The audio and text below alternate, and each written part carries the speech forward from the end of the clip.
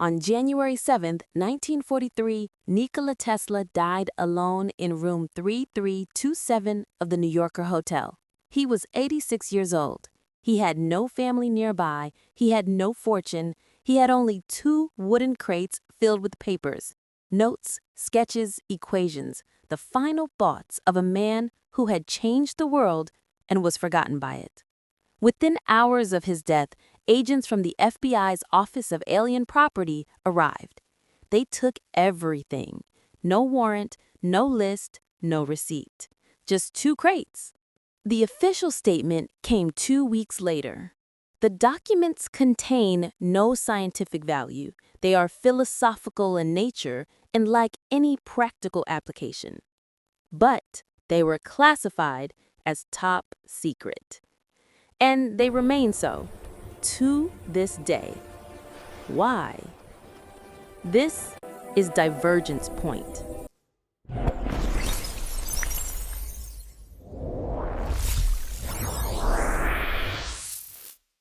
For decades, the world was told Tesla was a dreamer, a man who saw visions in the dark, who talked to pigeons, who claimed he could receive signals from Mars.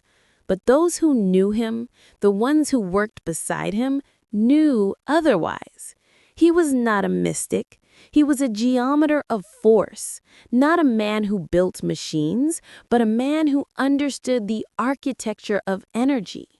In his final notebooks, written in the months before his death, he did not write about wireless power. He did not write about death rays. He wrote about fields, about a single, unified field, one that could link gravity, electromagnetism, and the fabric of space itself. He called it the dynamic theory of gravity. He sketched it in spirals. He described it as a standing wave in the luminiferous aether, an invisible medium that filled the universe. And then, in a single paragraph, he wrote, "If a field is tuned to the resonant frequency of space-time, it can induce a curvature so precise it allows for displacement, not through motion, but through redefinition of location." He did not say teleportation. He did not say invisibility. He said, location is not absolute. It is a condition of the field. This was not science fiction. It was mathematics, and it was complete. Then, in October 1943, 9 months after his death, the U.S. Navy conducted an experiment in Philadelphia. The USS Eldridge, a destroyer escort, was placed in a field of electromagnetic energy. Witnesses, sailors, dock workers, even a civilian photographer, reported the ship vanished.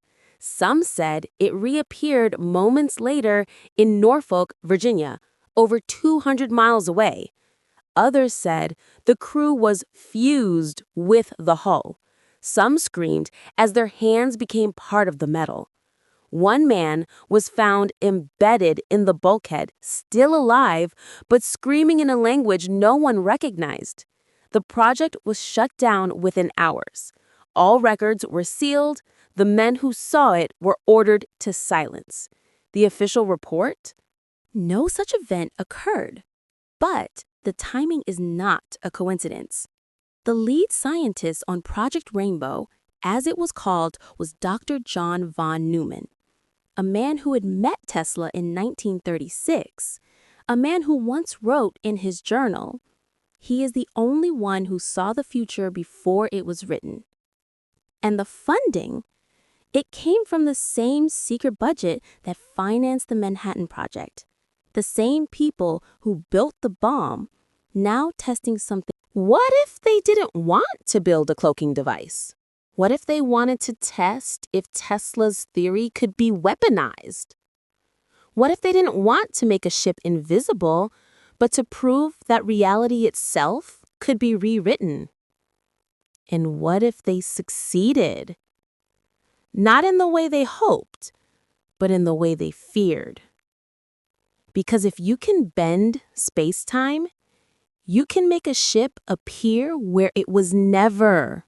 You can make a man vanish from one moment and reappear in another. You can erase an event from time, not by destroying it, but by unmaking its location. The Philadelphia experiment wasn't a failure, it was a warning. The men who died didn't die from radiation. They died because their bodies could not reconcile with the reality that had changed around them. Their minds shattered because the universe had been rewritten, and they were still trying to live inside the old one. So they buried the theory. They buried the papers. They buried Tesla's name under the myth of the mad inventor. And they let the world believe the future was safe because some knowledge is too heavy for the human mind to carry. For 70 years, the world accepted the story. Tesla died a fool. The government found nothing. The Philadelphia experiment was a hoax. But the crates are still locked away. And the files? Still classified.